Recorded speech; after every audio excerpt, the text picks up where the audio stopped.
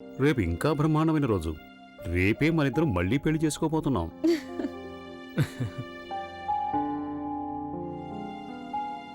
రేపటి కోసం ఎదురు చూస్తూ నాకు ఇవాళ నిద్ర పట్టదు.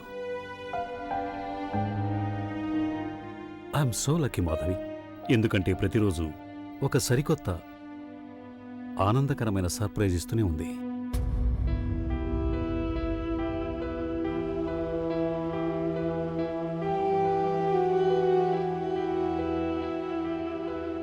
కాలాన్ని ఇక్కడ ఇలాగే ఆపే భగవంతుడా. ఇక ఒక్కరోజు కూడా గడిచిపోకూడదు. బాబుగారితో గడిపే కాలం ఇంకా కొన్ని రోజులే అన్న బాధపడక్కర్లేదు. ఆ ఆశతోనే ఎక్కువ రోజులు గడపచ్చు. మాధవి, ఏం గిఫ్ట్ కావాలి నీకు?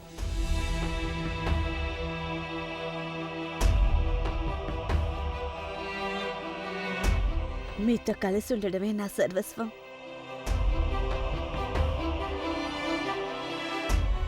నాకు తెలుసు మాధవి నువ్వు అలా అంటావని. నిరంతరం నాకు తోడుగా నిలిచింది, ఎప్పుడూ నన్నే సపోర్ట్ చేసింది. కానీ ఎప్పుడు కూడా తనకి నేను చేసిందేమీ లేదు ప్రత్యేకంగా చెప్పుకోవటానికి. మీరు అలా అంటారేంటి? మీరేగా. నువ్వు అబద్ధం చెప్తున్నావు. స్నోఫాల్ చూడాలని ఉందని నాకెన్నోసార్లు చెప్పావు, గుర్తుందా? మరి నిన్ను కాశ్మీర్ తీసుకెళ్ళానా మాధవి? లేదు కదా. నీ సరదాని నేను కొంచెం కూడా పట్టించుకోలేదు. నాకది చాలా బాధగా ఉంది మాధవి. అసలు సమస్య ఇదేగా. జీవితాన్ని నమ్ముకుని కూర్చోలేంగా. ఎప్పుడేమవుతుందో ఎవరికి తెలుసు? జీవితంలోని మాధుర్యాన్ని మనం పాడు చేసుకుంటున్నాం, ఇగ్నోర్ చేస్తున్నాం. అలా ఎందుకు మాట్లాడుతున్నారు మీరు?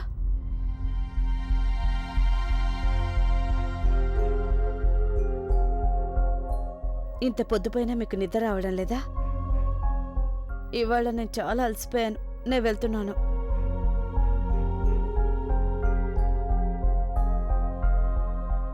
చూసారా, నేను మళ్ళీ కోపం తెప్పించాను మాధవికి.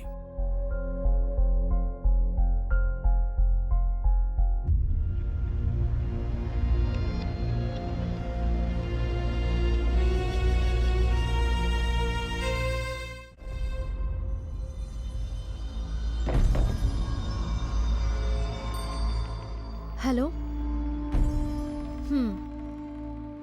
ఇక్కడున్న వాళ్ళంతా హడావిడిగా పెళ్లి ఏర్పాట్లలో మునిగిపోయి ఉన్నారు.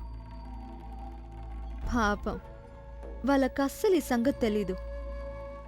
జరగబోయేది పెళ్లి కాదు, సర్వనాశనం అనే విషయం. అది సరే, అవన్నీ నాకు తెలుసు. నువ్వు నాకు విషయం చెప్పు చాలు. వాళ్ల బతుకులు నాశనం చేయడానికి నువ్వేం చేస్తున్నావు చెప్పు.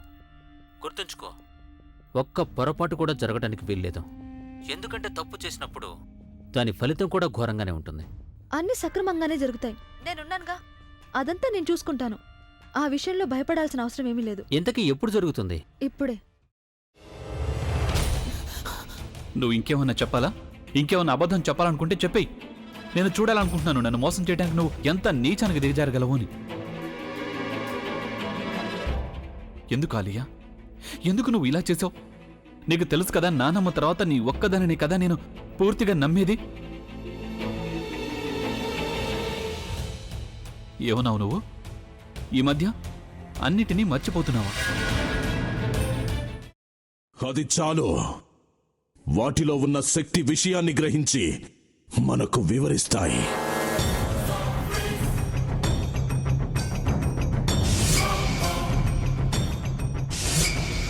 ఎవరు ఆ దండ విప్పొద్దు, గది తలుపులు తెరవద్దు.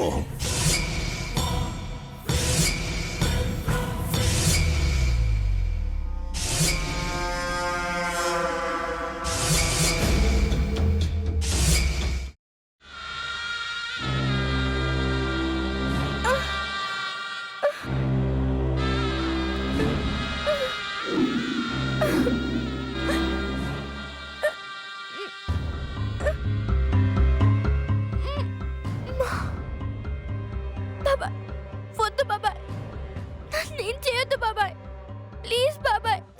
నీకు నిజం తెలిసినప్పుడే నా ఆలోచనలో నువ్వు చచ్చిపోయావు. అబ్బా ప్లీజ్ కొంచెం తినండి ప్లీజ్. భీమారావు గారు మీరా? ఇగో మీరా కాదు సక్కుబాయ్. అవును, మీ పనామే లేచిపోయిందని చెప్పి కంప్లైంట్ ఇచ్చినావు కదా. రేయ్, ఆయన కంప్లైంట్ ఇచ్చింది లేచిపోయిందని కాదు, కనిపించడం లేదు అని. అట్లానా? సరే మేడం. ఇడియట్. ఆ వంట మనిషి పేరేంటన్నారు? రత్తాలు మేడం.